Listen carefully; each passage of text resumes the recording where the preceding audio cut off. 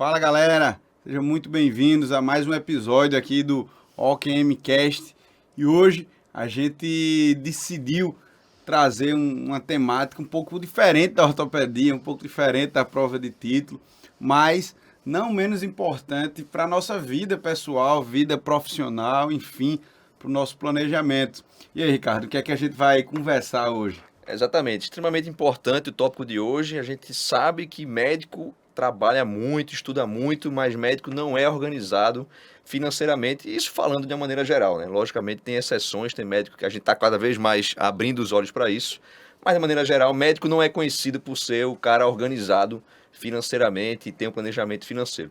Por isso a gente trouxe hoje aqui para conversar um pouco com a gente o Tiago. E eu acho que é melhor ele mesmo se apresentar, né? Porque a gente está acostumado a falar, aqui é Joaquim, ele fez cirurgia do joelho, mas acho que Tiago se apresentando, ele vai conseguir passar melhor quem ele é e a história dele. Vai lá, Tiago. Pessoal, obrigado pelo convite, prazer estar aqui conversando com vocês. Meu nome é Tiago Andrade, eu sou sócio fundador da Atena BGA Investimentos.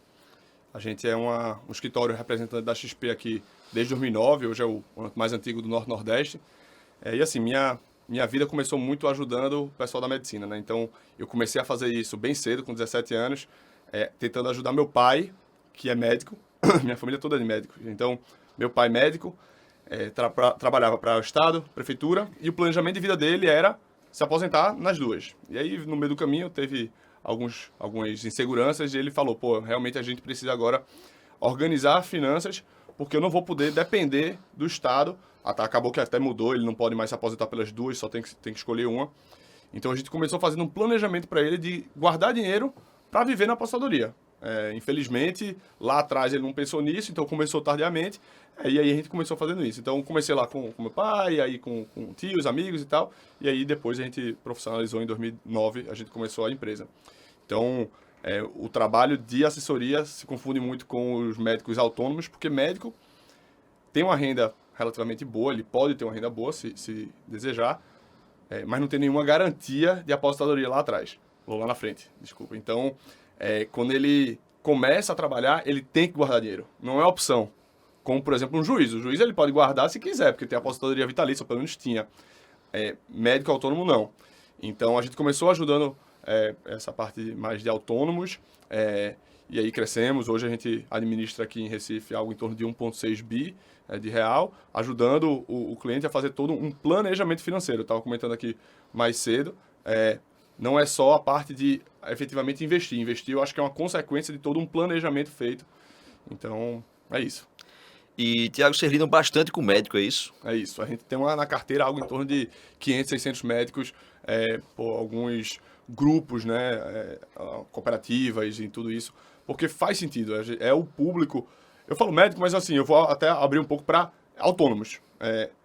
Quem é profissional autônomo e tem uma renda alta e consegue, enfim, guardar alguma coisa, a gente consegue atuar de uma forma muito incisiva nessa pessoa e ajudar a realmente mudar a vida. Então, nosso trabalho, ele acaba tem várias etapas. O começo é planejar, entender a vida do cara, planejar, criar um objetivo. Depois disso, a gente começa a fazer o asset allocation, aplicar o dinheiro e rentabilizar. Mas no meio do caminho existem outras necessidades. Então, é muito comum você ver um colega médico com 5, 7, 10 imóveis. Cara, isso é eficiente. Tudo na pessoa física. Então, a gente cria mecanismos jurídicos. E aí, a nossa área é mais de auxiliar o cliente, a parte jurídica mesmo que vai fazer um advogado. Será que não é melhor fazer uma roda imobiliária para esse cara? Na parte sucessória, será que não é melhor a gente fazer uma estrutura de sucessão para ele? Isso é muito interessante. A gente, por acaso, a gente conversou sobre isso ontem, né, cara?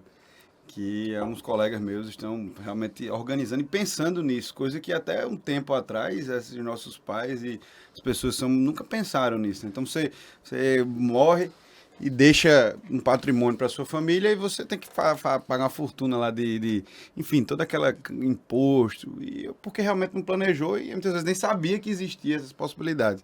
Mas, Tiago, trazendo um pouco para a realidade do nosso público, não só nossos colegas que são residentes, que estão ali no início da carreira, né? Porque a gente sabe que o médico, no início, ele vai fazer residência é um período bem cansativo, quase sobrevivendo. E quando a gente passa disso que vai começar a trabalhar, que ainda tem, assim, tá naquela guerra, você acha que nesse momento ele já deve começar a pensar nisso, deve começar a planejar, deve começar a poupar? Como é que você pensa aí nesse início? Vamos lá. Eu acho que todo mundo tem que criar um planejamento e começar a investir desde cedo. Acho que o principal fator ali no sucesso do planejamento é o tempo. Então o cara tem que ter disciplina e tempo para fazer.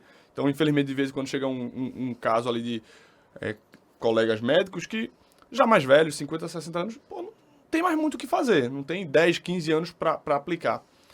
Então, é normal, no período de estudo, você vai algumas vezes, você se forma como médico, antes de entrar na residência, trabalha um pouco, junta uma grana, e durante a residência você vai usar um pouco aquela grana que foi economizada. Ok, a vida financeira nunca é linear, você vai ter altos e baixos.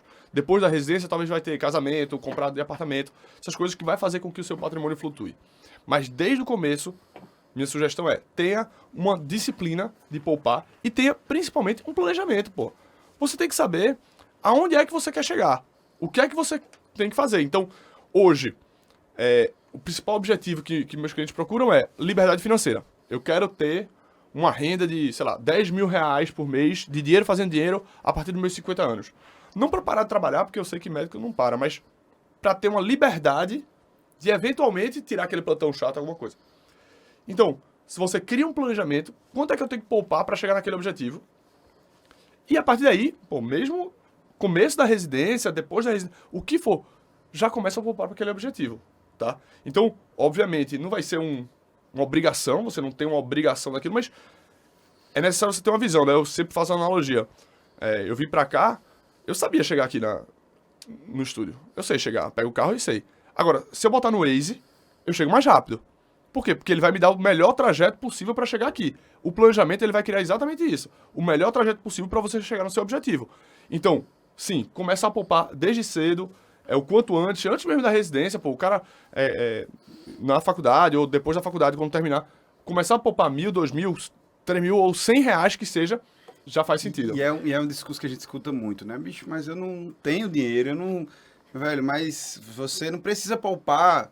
A gente vê, às vezes, na internet, tá estudando, lendo, vendo vídeos sobre isso. A pessoa, não, eu invisto tantos mil por mês. Mas, bicho, se o cara ganha R$1.000 por mês, se ele conseguir, sei lá, poupar 100, já é relevante se você comparar com a sua renda. Então, a partir do momento que você cria esse hábito, quando você chegar no momento que você está faturando 10, 20, 30, enfim, o que é que seja, você vai manter um hábito de poupar, né? Exatamente, até porque o inverso também é verdadeiro, tá?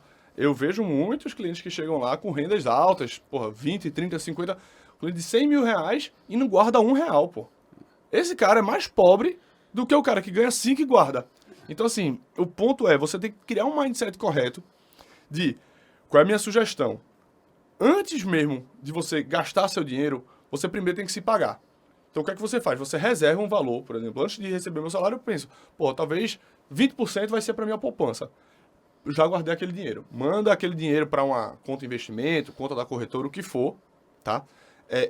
E aí, você começa a pagar as suas contas. Porque aquele mindset de, pô, eu vou gastar e no final vou ver quanto é que dá para guardar, não guarda nada, tá? Nunca guarda nada. Sempre tem uma viagemzinha, alguma coisa, é verdade. uma farra. Então, assim, se pague primeiro e comece a guardar desde sempre. Porque na hora que você aumentar seu salário, você vai ter ainda esse mindset, você ainda vai ter essa resiliência e você vai conseguir guardar cada vez mais. Também sendo muito sincero, o cara que guarda R$100 por mês, ele vai mudar de vida na frente? Não, cara. Não, ele não vai conseguir ter uma puta reserva. Não vai. Mas é um mindset. Eu acho que é a cabeça que a pessoa vai mudar. O mais importante do que é o valor propriamente dito, exatamente. Né? Então, é o que eu digo para meus clientes. Guardem sempre, todo mês. É importante. Pô, não deu para guardar muito esse mês, talvez. Beleza, guarda um pouquinho menos, mas guarda. Tenta fazer esse exercício. Eu sei que, como autônomo, algumas vezes a renda flutua, mas quando você cria um planejamento de trimestre, semestre ou até anual, você tenta seguir aquele planejamento. Ô, Tiago, e tem alguma dica? Porque, assim, quando a gente fala planejamento financeiro, aí a gente fala desse, quando eu tiver com 50 anos, eu queria ter uma renda de 10 mil, que o dinheiro gerasse o dinheiro, né? E isso, às vezes, pra gente que não é da área, e é jovem também, isso é difícil de mentalizar, porque, assim, Eu não sei o quanto eu vou precisar daqui quando eu tiver 50 anos. Hoje eu preciso de X. Pode ser que quando eu tenha 50 anos eu precise de 5, 6, 7, 8X. Então, além disso, né, tem tipo variações que a gente é totalmente perdido nisso. Que é tipo controla, assim, né? a gente não Inflação, controla sei a lá. inflação, exatamente isso. É mecanismos aí externos que a gente não tem ideia. Então, tem alguma dica para a gente pensar assim, quando a gente for pensar, pô, eu queria quando eu chegasse com 50 anos ter uma renda de 10, será que 10 é suficiente? Será que teria que ser 20? Como é que tem alguma Perfeito. dica para isso? Primeiro, em relação à inflação, tá? Normalmente, quando você bota lá no Google, se você der um Google aí, calculadora de liberdade financeira, ele vai cuspir qualquer coisa lá. E muitos dos cálculos que estão lá, eles não consideram a inflação.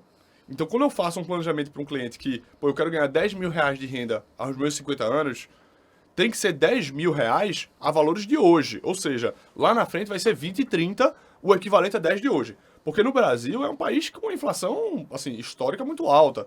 A gente tá vendo que ano passado foi 10%. Então, assim, você não pode considerar dados nominais. Tem que ser sempre rentabilidade acima da inflação. Então, isso a gente consegue incorporar dentro do planejamento. Agora, mudanças de cenário, como é que a gente tenta mitigar esse risco? Fazendo acompanhamento semestral ou anual para cada cliente. Porque, assim, um planejamento, a gente vai fazer uma fotografia do cenário atual e depois você vai atualizando esse cenário. Ver um filho, Ó, se der um porra. trigêmeos, aí, meu amigo, o planejamento vai ter que mudar um pouco. Então, assim, a gente tem que fazer atualizações, é normal isso, mas é o único mecanismo que a gente consegue fazer. Então, e de novo, o planejamento ele não vai ser um contrato linear. Você vai fazer uma fotografia, criar uma rota e você vai fazendo ajustes de percurso. Vai ter ano que você vai conseguir poupar mais, ou vai ter ano, por exemplo, da pandemia, que para a maioria não foi um ano de grandes poupanças, né? Dado, médico, muitos de cirurgia eletiva não conseguiram trabalhar. Então, não foi um ano de grandes poupanças, ou até mesmo de retiradas. Ok, a gente ajusta isso ano que vem. O que é importante é você ter a rota. E aí você sabe, pô, eu tô um pouco abaixo da rota, você sabe o que você tem que fazer. Se você vai fazer ou não, não sei, mas você sabe o que tem que fazer. Então, o jeito é ficar próximo, é acompanhar. Então, bem, é isso que eu faço, é acompanhar esse cenário. E aí, a partir daí, obviamente, dentro do planejamento, alocar o capital lá poupado da melhor forma possível, de acordo com cada cenário, né? Eu acho que uma mensagem inicial aqui do podcast é exatamente não ficar parado, não deixar, porque isso é algo muito comum. Meus pais também são médicos, enfim, vivo num ambiente médico e é muito comum, bicho. Os caras, a gente, né, é muito focado na nossa parte técnica de, pô, eu tenho que aprender a fazer aquilo, eu tenho que melhorar aquela minha técnica cirúrgica, eu tenho que fazer determinado curso, eu tenho que, enfim. E muitas vezes a gente esquece desse básico e deixa a vida levar e vai levando, e quando a gente chega lá na frente, como alguns clientes chegam com 50, 60 anos, aí realmente o tempo não vai ser um aliado nesse momento, porque realmente, pô, não tem uma vida útil de trabalho de mais 30 anos, né? Eu também acho o seguinte, muito médico, a gente fala de médico, mas assim, qualquer profissional liberal, né, autônomo. Ele acaba tentando se especializar nessa parte de investimento ou qualquer outra área. Na minha opinião, eu acho que o principal, você tem que saber o que você faz bem, onde seu tempo está melhor alocado. Então, por exemplo, médico. Cara, foca na medicina, ganha dinheiro. Você tem que ter um conhecimento básico sobre tudo que você for fazer, por exemplo, investimento, ou, por exemplo, a área jurídica. Você vai contratar um advogado, você tem que saber minimamente o que ele está falando ali para conseguir até o que você vai pedir para ele, né? Exatamente. Bicho, o básico do básico, é verdade. Você tem que entender, pô, até mesmo eu, como, sei lá, administrador de formação, quando eu tenho algum tipo de doença ou quero entender alguma coisa, eu dou um Google, eu pesquiso, eu me informo para saber trocar uma ideia com o médico sobre o que sobre o que eu estou tendo. Eu acho que a mesma coisa acontece na área de investimento. Então você tem que ter um conhecimento mínimo na área de investimento para poder discutir e trocar ideia. Para mim, meus melhores clientes são aqueles que entendem bastante de mercado, porque sabem o que eu estou sugerindo e sabem o que pode ser legal. Tiago, e como é que a gente consegue esse conhecimento mínimo? Assim, o médico, o público que está ouvindo a gente, provavelmente tem um cara que já está muito mais adiantado, tem um cara que está começando. Então, como é que a gente consegue esse conhecimento básico? Qual é o mínimo que a gente deveria conhecer para poder começar a investir? Perfeito. Eu acho que a linha tem que ser, você tem que saber o suficiente para não deixar ninguém te enganar, tá? Essa a linha, na minha opinião. Para isso, pô, eu vou ser muito sincero, internet tem tudo. cara, se você der um Google, se você tiver essa disciplina de ser autodidata e procurar lá, tem tudo. Agora, tem coisas locais. Então, a gente faz cursos lá. Eu comecei lá em 2009 dando muito curso. Eu dei curso aqui em Recife, só em Recife, sobre Bolsa de Valores para mais de 5 mil pessoas. Já na época era peixe urbano, vendia por R$ 39,90, era uma loucura. Então a gente ainda faz muito curso, inclusive está tendo um agora essa semana, cursos iniciais, que vai dar uma visão geral sobre macroeconomia e perfil do investidor, renda fixa, renda variável, fundos, previdência, mercado internacional. Então a gente cobre tudo isso de forma, obviamente, mais superficial, iniciante. O cara que quer saber um pouco mais de renda variável, tem cursos específicos. Então, eu indico esse curso que a gente chama de Investindo de A a Z para todo mundo. Começa. São 20 horas de aula, mais ou menos, presencial. Super legal. Mas isso seria assim, o cara que já quer entender um pouco para poder discutir ali com o assessor, com quem for, para assim, não ser enrolado. Por quê? Porque eu acho que se a pessoa também se dedica muito a essa área de investimento e acaba gastando seu tempo com isso, não vira produtivo. A não ser que seja a sua vontade. Eu amo isso, eu quero fazer. Agora, vamos ser sinceros, vamos botar na ponta do lápis. O que é mais rentável para o médico? Ficar estudando, sei lá, 3, 4 horas por dia de mercado, como a gente faz, ou fazer cirurgia? Onde é que ele vai ganhar mais dinheiro? Irmão, vai fazer cirurgia, vai operar, vai fazer outras coisas, vai trabalhar. O que deixa a pessoa rica não é o mercado financeiro. É a sua principal fonte lá. Né? É o trabalho, Trabalho. É o trabalho. Vamos fazer uma conta básica. Digamos que eu tenha R$1 milhão aplicado. Amigo, com juros atual do Brasil, e num bom ano, o cara vai ganhar 15%. Dá 150 mil. Amigo, se o cara trabalha e ganha R$15 mil por mês, ele já ganhou mais do que o rendimento do trabalho. Obviamente, isso complementa. É óbvio que se você tiver dinheiro aplicado e tiver esse rendimento, ele vai complementando sua renda. Mas o que vai dar dinheiro mesmo é trabalhar, porra.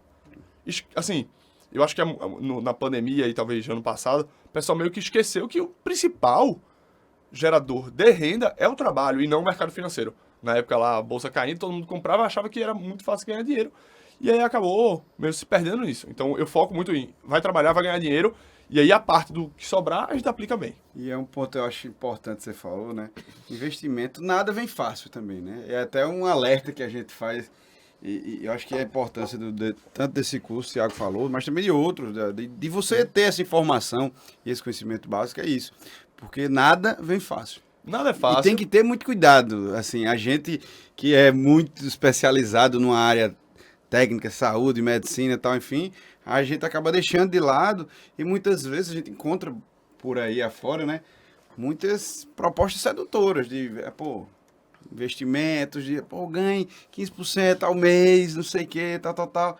E, bicho, isso aí tem até vários documentários aí na internet. Inclusive, eu estava assistindo um agora do cara lá do Bitcoin, não sei se você viu lá esqueci o nome agora, no Netflix, que aí ele conta uma história toda. O cara criou um site, o cara lá no Canadá, um negócio. Depois o cara morreu, desapareceu com uma fortuna, assim, que ele prometia muita coisa. Então, assim, você ter esse conhecimento básico de investimento, de tudo isso, faz você, inclusive, olhar para algumas propostas e preservar o seu dinheiro, que é o seu trabalho. Muita gente trabalhou uma vida para juntar uma grana e você coloca um certo dinheiro seu lá naquela sua ideia mirabolante de 15% ao mês e vai tudo por água abaixo. Velho. É isso aí. Eu acho que o principal patrimônio que a gente tem é a nossa saúde, né? E, assim, vocês sabem mais que todo mundo, é finito. Você tem uma capacidade de trabalho até certo ponto. Então, você tem que preservar bastante o que você conseguir produzir durante... Então, o nosso principal papel, o meu principal papel como assessor, é preservação do patrimônio do cliente. Porque, meu amigo, perder tudo aos 40, 50 anos, você nunca mais consegue recuperar. Então, assim, tem que ter muito cuidado com essas propostas. Tudo que for muito acima do mercado, desconfie. E assim, aí teve uma época lá das pirâmides aqui em Recife, né? Que todo mundo, não, mas eu vou botar e eu tiro antes. Eu tiro antes de quebrar. Quando é antes, né? Quando é antes. Esse pressuposto eu sou mais inteligente do que todo mundo e eu vou saber tirar antes de todo mundo. Então, assim, o cara tem que ser um gênio, né? Porra, então, não é. Eu acho que, assim, o brasileiro, ele é ansioso, ele não tem visão de longo prazo. Então, quando a gente senta com o cliente, não, visão de longo prazo, beleza, 1 ano. 1 ano não, porra, a gente tá falando de 5, 10 anos. Isso é visão de longo prazo. O brasileiro gosta de ganhar dinheiro rápido. tem que ter cuidado com isso. Então, quando você tem um conhecimento do mercado, conhecimento de, por exemplo, o que é taxa de juros, como é que isso afeta seus investimentos, quanto é a taxa de juros, eu pergunto lá para a pessoa, muita gente nem sabe quanto é que tá a taxa Selic. Pô, 15% ao mês, você sabe que é muito discrepante da taxa Selic quando você entende o que é a taxa Selic. Então, esse conhecimento básico, eu acho que deveria ser ensinado nas escolas e na faculdade. Existe Tá. hoje, né? Assim, eu acho que se você olhar de 10 anos pra cá, já mudou muito a mentalidade por causa da internet, inclusive. Exatamente. Né? Eu particularmente gosto de escutar muitos podcasts, YouTube, enfim. Eu tô dirigindo, tô viajando, e a gente já vai aprendendo ali um pouco. E eu tenho certeza que a tendência é melhorar. Pelo menos eu espero que melhore, né? Eu tô no mercado desde 2009. E a gente teve um boom ali de mercado financeiro, 2008, até 2008, antes da crise, o mercado estava muito aquecido, né? 2009 também foi um ano bem aquecido, o mercado brasileiro ele subiu tudo que caiu em 2008. Então aquela fase foi uma fase de muita gente entrando no mercado, né? Só que diferente de agora, não tinha internet, assim, não era tão pujante. Então, você não tinha educação financeira. Agora, se tem. Você pode ter. Quem tem curiosidade e um pouco de ímpeto, consegue ter educação financeira para ter acesso às melhores oportunidades, conhecimentos. Como eu disse, eu dou um curso aqui presencial super legal. Agora, sendo muito sincero, se você tiver dedicação, você consegue procurar na internet e você vai ter aquela mesma informação, talvez de uma outra forma, na internet. Então, isso é muito legal. Então, dentro das fases do mercado, eu acho que agora a gente está numa fase que pode ser um pouco melhor. Porque você tem muito conhecimento. E conhecimento, ele não é momentâneo, né? Você, uma vez absorvido, você tende a segurar aquele conhecimento, entender e melhorar. Então, a gente teve uma fase ali de bolsa subindo bastante, muita gente entrou no mercado, teve até uma reportagem do Valor agora, que os investidores que ganharam dinheiro na pandemia acabaram perdendo tudo de volta agora. Isso gerou, possivelmente, né, uma lição muito importante para os investidores, que eu acho que vai perdurar para frente. As pessoas vão entender que é preciso poupar, não é a visão de curto prazo, é a visão de longo prazo, e aí pela internet eu acho que melhorou bastante esse acesso. Tiago, a gente estava falando aqui sobre poupar, né? O primeiro passo é você ter alguma coisa para você investir em algum lugar. Exato. E você, ao longo da sua carreira aí, já lidou com médicos que queriam começar e outros que já estavam com algum caminho, enfim. Queria saber como é que você oferece, assim, qual é que o médico tem que saber dos produtos que são possíveis Boa. e quais são possíveis vantagens, possíveis desvantagens. A gente sabe que isso muda, né? Como você falou aí, dependendo de cenários externos, taxas, não sei o quê. Eu queria que você desse um geral aí um pouco sobre cada um desses produtos. Começar na renda fixa, Quero começar hoje. Eu tenho aqui um dinheirinho guardado, eu quero começar hoje. O que é que eu faria? Entendeu? Show, Ricardo. Vamos lá. Eu vou dar até um passo atrás e vou dizer como é que começa um processo, como é que eu acho que é um processo ótimo, e é o que eu implemento lá no meu escritório. Primeiro passo é você, contas. Quanto você ganha, quanto é que você gasta, entender isso e se sobra. Sobrando dinheiro, ótimo. Primeiro passo, o que a gente chama dos 4 potes. O primeiro pote tá suprido lá. Segundo pote é o pote da proteção. É o pote de, primeiro, uma reserva de emergência. De nada adianta você pegar, você tem ali um dinheiro, vou aplicar, comprar ação, renda fixa, o que for, e tem uma necessidade básica ali, tem que tirar. Um investimento que era para longo prazo, você tirou antes, possivelmente saiu com prejuízo, é ruim. Então você tem que ter um pote de reserva de emergência. Mas só essa reserva fica onde? Fica na conta corrente? Fica na conta... E o que é reserva de emergência para... Reserva de emergência é um dinheiro com liquidez, ou seja, um dinheiro que você pode ter acesso, tá? Um dinheiro que possivelmente não vai ser o melhor rendimento dos mundos, tá? Mas você tem acesso, tá? Então você pode ir lá no caixa eletrônico do banco ou qualquer coisa e pegar, tá? Tem que ter liquidez absoluta. Normalmente a gente indica ou Tesouro Selic, né, que é um investimento super conservador, na verdade é o ativo mais conservador do Brasil, e tem liquidez, e você pode tirar quando quiser, ou até mesmo, sendo muito sincero, um produto do banco que renda ali 100% CDI. Então, até mesmo o Nubank, esses bancos digitais, tem algum produtinho ali que o dinheiro da conta corrente vai ficar lá aplicado. O que é que eu sugiro? 3 vezes o que você gasta no mês, tá? Por quê? Porque isso é para uma emergência absoluta, eu digo. 3 vezes então a renda mensal. Não, a despesa mensal. A despesa mensal. A despesa mensal. Por quê? Assim, nada mais é do que um número que a gente... Pegasse, sim, se eu sofrer uma fratura aqui agora, eu vou... Ficar sem trabalhar. Exatamente. Você tem isso. Aí você fala, Tiago, mas eu posso aplicar em ativos, em ações, por exemplo, que você pode vender quando quiser e ter dinheiro. ok. Mas se você comprou uma ação há 6 meses, você possivelmente está levando um prejuízo agora e você não, se você sair agora, você vai perder. Né? Então, a reserva de emergência é o primeiro passo e muito negligenciado dentro dos nossos clientes. Eu acho que a maioria não tem. Não tem. E é impressionante. A gente começa ali a fazer um investimento com o cliente e tal, aí ele aplica, aí quando vê precisa de alguma coisa, tem que desaplicar de um produto que a gente aplicou para 5 anos, pô. Aí é prejuízo na veia. Mas a parte de proteção não é só isso, tá? É a parte de reserva de emergência. E uma parte que eu acho muito importante é a garantia da renda do trabalho. Então, como autônomos, algumas vezes você, quebrou o braço, não deu cirurgia. E aí, vai ficar sem ganhar dinheiro? Então, existem produtos financeiros seguros que para isso. Então, é importante entender todos eles, né? E aí, vai uma pessoa prós de confiança. E contras, não é também... Exatamente, não é trivial, mas eu acho super importante, como autônomo tem que ter. E numa fase talvez um pouco mais avançada, quando você tem beneficiários, você tem que ter seguros. Tá? Assim, seguro de vida é um produto do mercado financeiro muito, assim, mal visto por conta lá dos seguros ruins de banco e tal, mas ainda é um produto muito, muito interessante para o começo, tá? Quando a gente cria um planejamento, você tá aqui com a idade, sei lá, 30 anos hoje, você quer se aposentar aos 60. Até você chegar nos 60, você tem uma necessidade, um gap de necessidade interessante que você tem que suprir, tá? O seguro de vida ele pode vir a suprir isso quando você tem a necessidade, por exemplo, de um beneficiário. Pô, eu sustento minha família, eu sustento meus filhos. Pô, se eu faltar, o que acontece? Então, de nada adianta fazer um puta planejamento para 20 anos e acontecer uma merda no caminho. Então, começa com esse pote ali, primeiro pote da sobra, pote de proteção. E não pode, depois vem os investimentos de curto prazo. Que aí são, mais coisas, eu quero comprar um apartamento daqui a 2, 3 anos. Ou, por exemplo... quero fazer comprar uma lancha, sei lá, o que for, um investimento de curto prazo, tem que estar naquele pote, e aí são produtos diferentes. Por exemplo, ações, eu nunca colocaria num pote ali de investimento de curto prazo. E curto prazo eu falo até 5 anos, tá? Porque a gente pode ver, porque o pessoal esquece, mas 2011 até 2016, a Bolsa só fez cair, pessoal.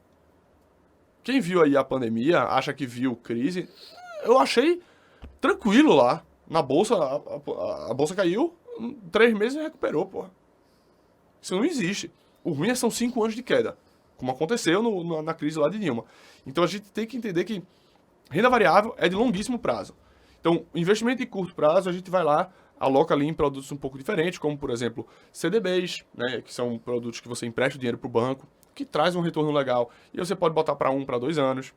Então, se você tem uma viagem como objetivo, eu quero viajar para a Europa, aplica em ativos em euro ou em dólar. Porque se o dólar subir ou o euro subir muito, sua viagem está garantida, sua aplicação está em dólar e euro. Você consegue fazer isso pelo Brasil tranquilamente.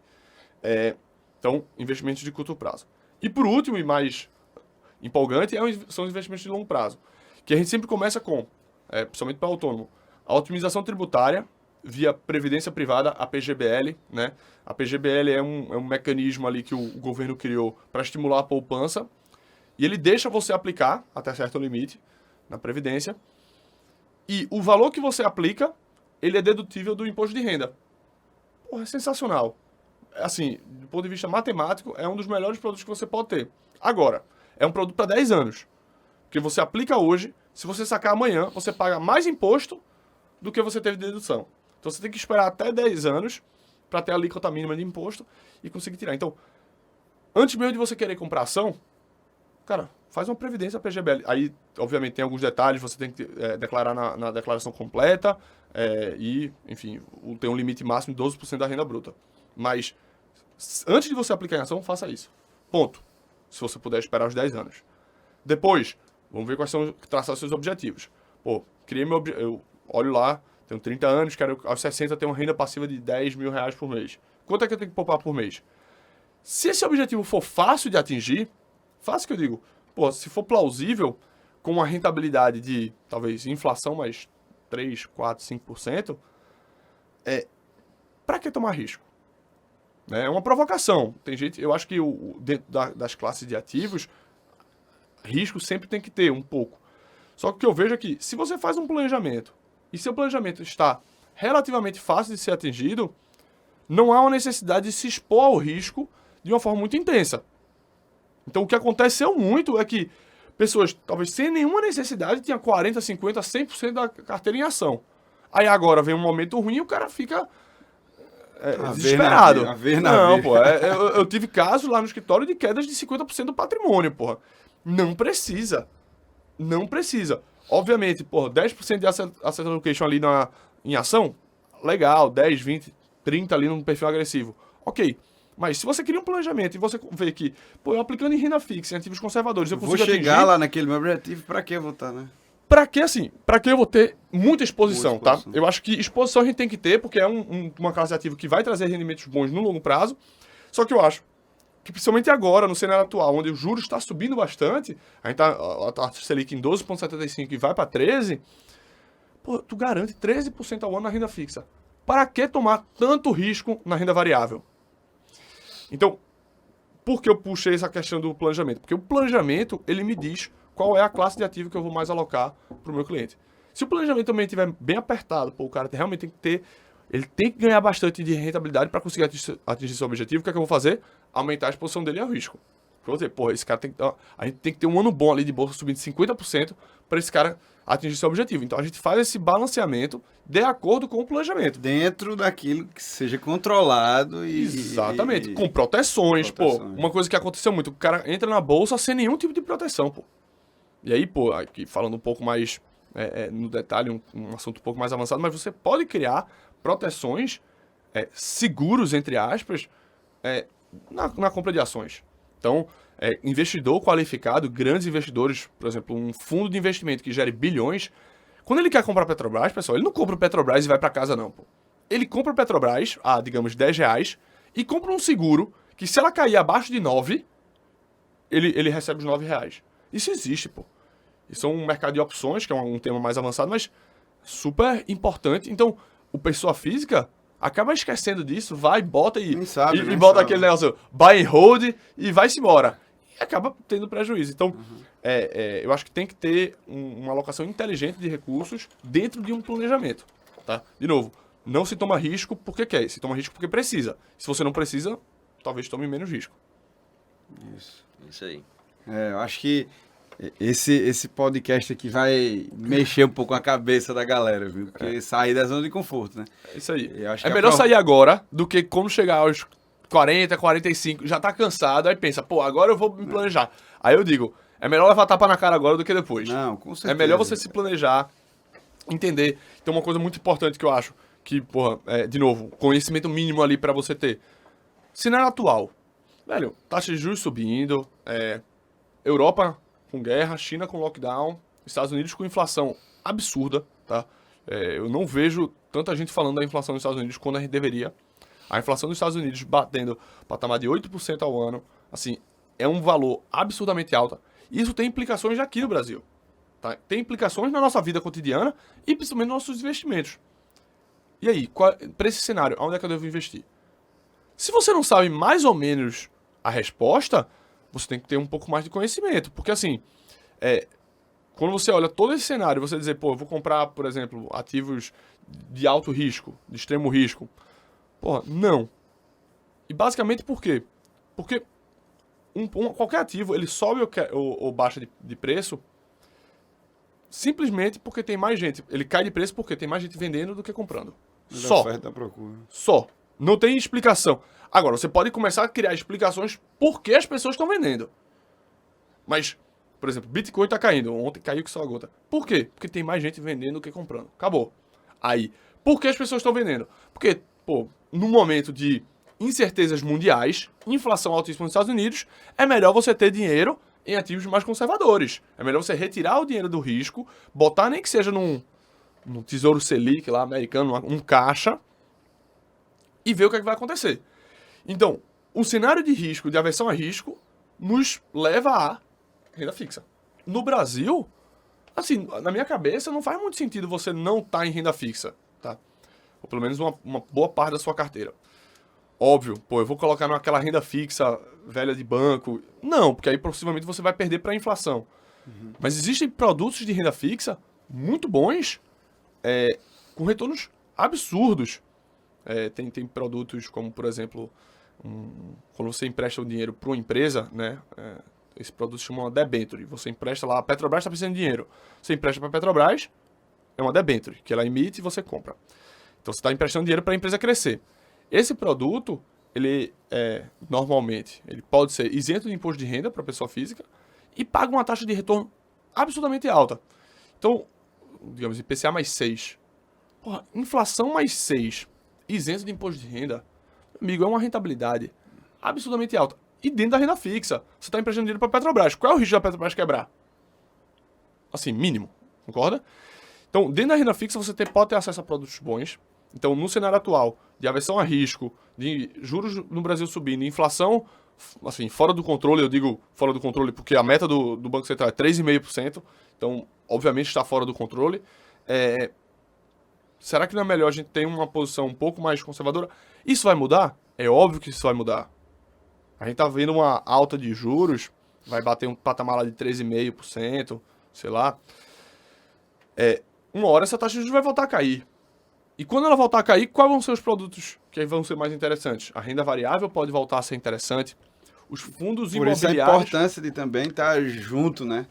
Aquele Conhecer seu planejamento pessoal, de ver se você teve trigêmeos ou não. Exatamente. Mas também de avaliar o cenário. Perfeitamente. A alocação ela não é estática, ela tem que ser modificada. Agora também é o seguinte, eu estou falando de daqui a 1 ano e meio, 2, talvez a taxa de juros comece a cair. Então, não é para ficar mexendo o tempo todo, mas também não pode simplesmente ficar parado, pô. Tem que ter um acompanhamento macroeconômico. Eu não gosto de ficar fazendo muitas modificações micro. Troca de a empresa tal para a empresa tal, o produto tal para o produto tal. Isso aí não tanto. Mas sim, uma alocação geral. Pô, é óbvio que quando a taxa de juros cair, vai ser mais importante colocar, por exemplo, em 2019, muita gente falava de fundo imobiliário. Mauro Halford na CBN falava direto. E era exatamente na época que a taxa de juros, estava, na nossa visão, muito baixa. Ela até caiu um pouco depois, né? Veio a pandemia, a taxa de juros estava a 6% em 2019. Falava, será que é bom comprar um fundo imobiliário aqui? Eu achava que não. A taxa de juros até caiu para 2% depois, na pandemia, e agora voltou para 13% praticamente. Quem tem fundo imobiliário desde 2019 só está perdendo. Por quê? É conhecimento básico. Quando a taxa de juros sobe, o fundo imobiliário cai. Agora, quando a taxa de juros cai, o fundo imobiliário sobe. Então, quando a taxa de juros começar a cair, o que é que a gente vai comprar? Possivelmente vai alocar mais em fundos imobiliários.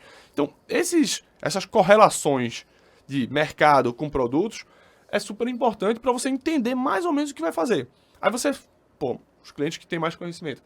Tiago, agora a taxa de juros está caindo. O que é que a gente vai fazer? Qual produto específico a gente vai alocar? Aí eu acho, minha opinião, é que, você pode, se for do seu perfil, delegar isso para alguém da sua confiança. Porque também você não... Assim, acredito que um médico não vai ter tempo para ficar estudando os fundos imobiliários, produto por produto. É bem complicado. Exatamente. Complicado na prática, né? Na prática é complicado. E o que acontece? Quem quer fazer isso superficialmente acaba se dando muito mal. Então, minha dica é, cara, ou tu se dedica realmente para entender realmente o que você está fazendo, ou não entra nessa jogada. Tem um cliente que tem 30 fundos imobiliários, 20 ações na carteira, que se eu perguntar, e aí o código do ativo é sempre 4 letras e um número, né? Então, não sabe o que não é. sabe nem Eu já qual é, fui não sabe assim nem qual é o também. papel, pô. Então, a gente, antes, né, naquele boom eu comecei, aí comecei a estudar, não sei o quê. Tava pensando nisso aqui agora, hein? Foi? E aí no começo da residência, inclusive, né? Final da faculdade, começo da residência, eu tava lá, eu me empolguei, tem alguns familiares que entendem bem, que são investidores e tal. E eles começavam a explicar um pouco, e aí eu comecei. Só que aí eu fui amadurecendo mais e vendo que realmente, bicho, eu não tenho conhecimento para estar aqui. Eu tive até algumas sortes no meio do caminho, aquela JHSF3, que eu comprei 1,40, ela ficou a 10, enfim. Mas assim, é algo que eu não tinha o domínio de nada, entendeu? Então eu fui saindo aos poucos. Perfeito. Hoje, particularmente, né? Eu tenho praticamente renda fixa, bem mais tranquilo, assim, que eu tenho um mínimo de conhecimento para poder... Mas realmente tô devendo também. Eu acho que... Assim como a gente estava conversando aqui, de fazer um planejamento. Até porque eu casei agora, né? Olha aí, já veio os trigêmeos. Eu acho E que você também, viu? Já tá perto de casar. Tiago falou um ponto aqui que é muito importante. E eu quando ele falou, eu fiquei lembrando assim, de algumas coisas, né? Que realmente, assim, a gente teve uma mudança aí do perfil do médico, de querer se interessar por esse mercado, por estudar isso aí. E eu vi muita gente assim, tipo assim, o cara agora acha que ele é especialista, ele acha que ele estuda aquilo ali dia e noite, tal. E é exatamente aquilo que você falou, tipo assim, onde é que ele vai produzir? A receita ali dele, a renda que vai entrar, o grosso, é do trabalho dele. Exatamente. Então, muitas vezes, o cara vai deixando ali, aquilo ali, levar ele para um outro caminho, que é estudar isso aí, e que ele não, dificilmente ele vai chegar no nível de um certeza. especialista. Com certeza. Então, eu acho que existe um ponto ideal realmente aí, que é tipo, você ter um conhecimento mínimo, realmente tem que ter um conhecimento mínimo. Muita gente não tem. Por exemplo, Joaquim tem um conhecimento mínimo muito maior do que eu tenho, porque ele estudou isso. Então, existe um conhecimento mínimo que precisa ter, como você falou, mas também você tem que ter cuidado para você não querer ficar migrando realmente para essa outra área, a não ser que você vai virar, vou desistir da medicina, vou virar um empresário de outra coisa aqui. Porque você está tirando o seu foco daquilo que gera a sua receita. Aquele, sei lá, Do grosso, 50 mil reais que você arrumou para aplicar ali no negócio que vai te render 5, 6, 7, 8%, não sei. Aquilo ali veio do seu trabalho. Exatamente. E a gente, eu vi isso aí, tipo, muita gente estudando só isso agora, estudando só isso agora, não sei o quê. E não é, você não vai enricar disso aí. Não vai. E 2 pontos. Primeiro que eu acho legal o cara estudar, mas ele tem que ter muita humildade para entender que o que ele está aprendendo ali é só um pouquinho. E eu acho que faltou para muitas pessoas lá atrás essa humildade de dizer, porra, realmente, o que eu sei é só um pouco e eu tô tendo sorte. Veja, no teu caso, você teve um mérito. O mérito, Teve mais sorte do que mérito, eu mas acho. você teve a coragem de colocar lá no mercado e você entendeu que o mercado estava barato. O JHSF talvez tenha sido uma sorte lá, que você comprou e foi e subiu. Ótimo. Mas você botou e você teve a humildade para tirar depois, dizendo, pô, bicho, entendi ali que esse momento foi um momento passageiro, tirei. Então, primeiro, se o cara quer estudar, ele pode estudar, mas tem a humildade de dizer, pô, eu não sei tudo, eu não sou mais inteligente que todo mundo no mercado, eu não sou o bambambam, eu vou ser humilde e vou, a partir desse conhecimento, procurar mais conhecimento enfim, se quiser um especialista ou não, para lhe ajudar. Ok. O segundo ponto é, se você quer realmente trabalhar com isso, e se dedicar a isso, e viver disso, e teve até, eu conheço um médico que era cliente da gente, se especializou, tal, virou assessor de investimento, eu acho super legal. Agora, se dedique o tanto quanto você se dedicou para virar um médico. Cara, tu demorou 6 anos só numa faculdade. Fora 4, 5 Fora de 4 de residência. residência. Então, assim, se você se dedicar a isso, esse tempo que você se dedicou à medicina, você se dedicar ao mercado financeiro, eu tenho certeza, talvez você seja um assessor melhor que eu. Porque, na média, os médicos são pessoas inteligentes. Concorda? Então, se você se dedicar, você vai conseguir. O ponto é, vi 3 horas de aula e acho que agora sei tudo. Porra, aí assim, aí é brincadeira, né? É aquela história, tem um ponto positivo da internet e tem esse ponto negativo. Você viu um vídeo ali de 14 minutos sobre esses caras aí, que tem muito cara bom, inclusive, não tô Exatamente, criticando, não. claro. Mas você viu o vídeo de 14 minutos e você já, porra, agora eu sou um investidor, vou... E você pode ter aprendido Enfim, sobre né? aquele tema, só que, pô, o mercado é dinâmico, existem cenários, existem coisas que... E variáveis que às vezes não tá nem, o cara não expõe lá no vídeo. E você só aprende na prática, pô. Olha, eu vou dizer uma coisa pra você. Só quem viveu o período de 2011 até 2016 sabe o que é bolsa de valores, pô.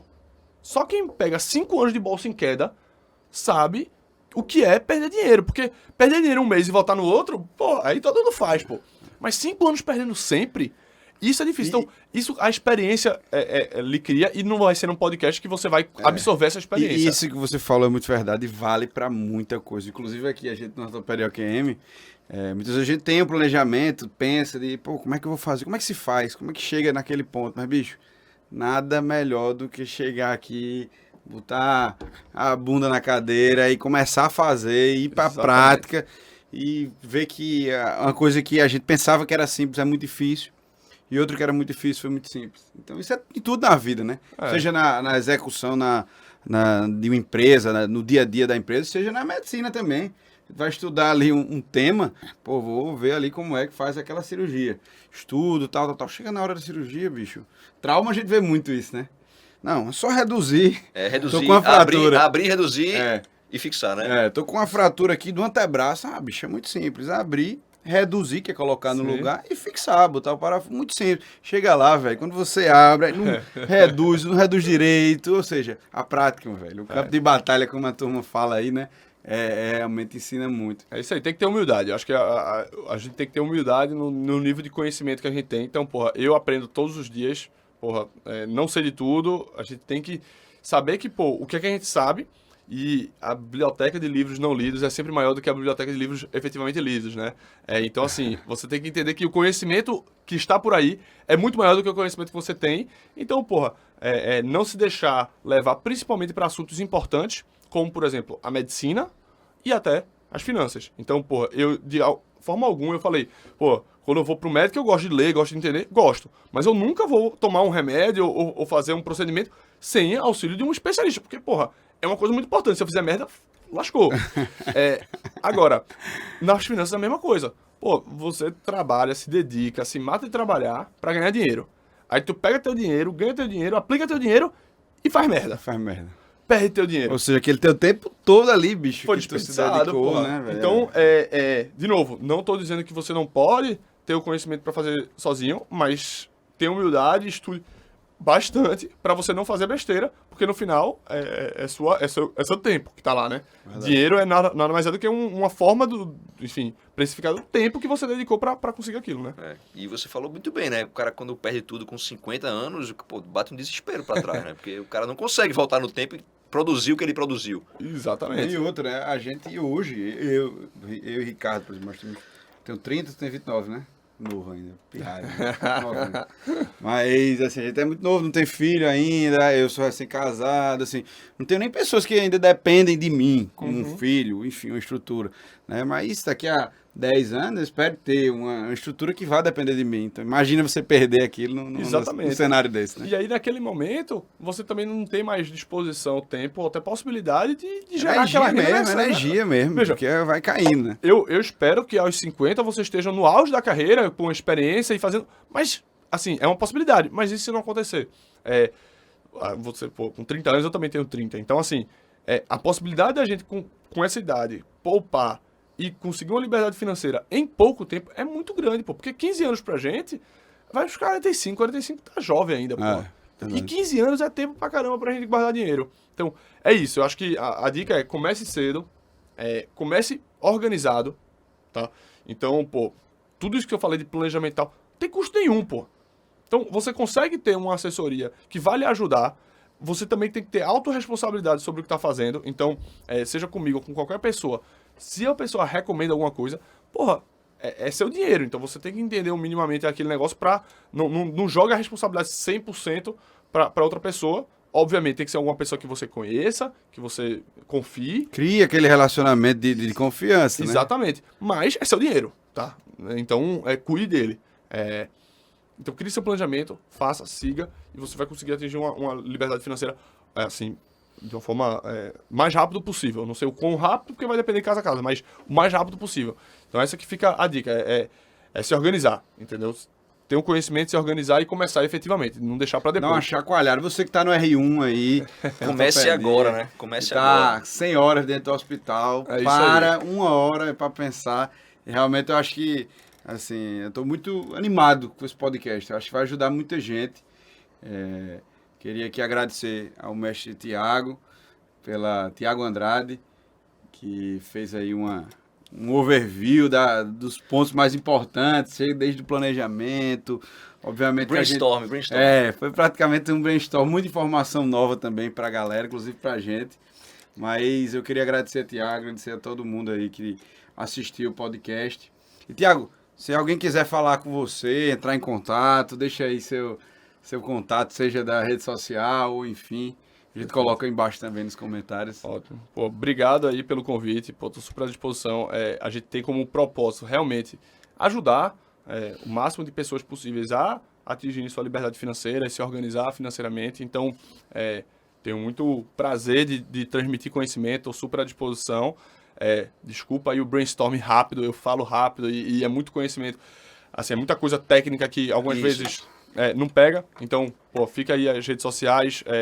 O escritório chama Athena BGA Investimentos, então é só procurar o @Athena BGA Investimentos. A gente coloca aqui embaixo também para Então, lá a gente divulga muito conteúdo sobre mercado, sobre planejamento, a gente dá muitas palestras, eventos, então, enfim, quem tiver interesse, quiser, pode ir lá procurar. Agradeço demais e fico super à disposição, enfim. Eu acho que esse podcast aqui, ele é um podcast inicial, né? Eu acho que a gente precisava ter uma primeira conversa sobre investimentos, sobre como começar, sobre não sei o quê, mas vão ter novas oportunidades de a gente voltar a falar sobre isso, né? À medida que as coisas vão acontecendo, tudo, a gente precisa voltar a falar sobre isso. Acho que seria demais da gente querer fazer um podcast de 1 hora aqui, falar Não, e o cara sair achando que tá sabendo como é que investe, tudo, porque ele não vai. Ele não, se ele... Inclusive, vamos deixar aberto também para a galera que, pô, eu quero sugerir um tema, tô lá. Enfim, a gente vai discutindo a viabilidade, né, Tiago? Tiago é um cara, assim, muito didático também, muito bom, assim, obrigado demais, Tiago. Mas aí, deixa a sugestão, quem tiver algum tema aí importante para a vida do residente de ortopedia, do médico, enfim, em geral, pode colocar aí nos comentários aqui no YouTube ou no Spotify não pode comentar não, né? Ainda não. Ainda.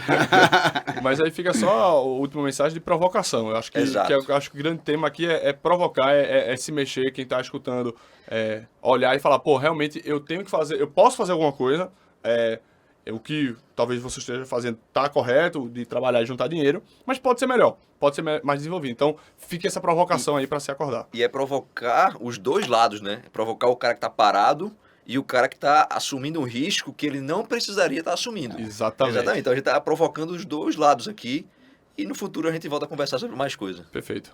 Tiago, muito obrigado aí pela participação. A gente está finalizando mais um episódio aqui do OQMcast, dessa vez com um tema fundamental na nossa vida, mas que a gente não tem preparação em momento nenhum, né? Na escola, na faculdade, seja onde for. E a gente trouxe aqui o Tiago para fazer esse bate-papo com a gente. Muito obrigado, pessoal, e até um próximo Valeu, episódio. galera. Abraço, Valeu, abraço. Obrigado. Até a próxima.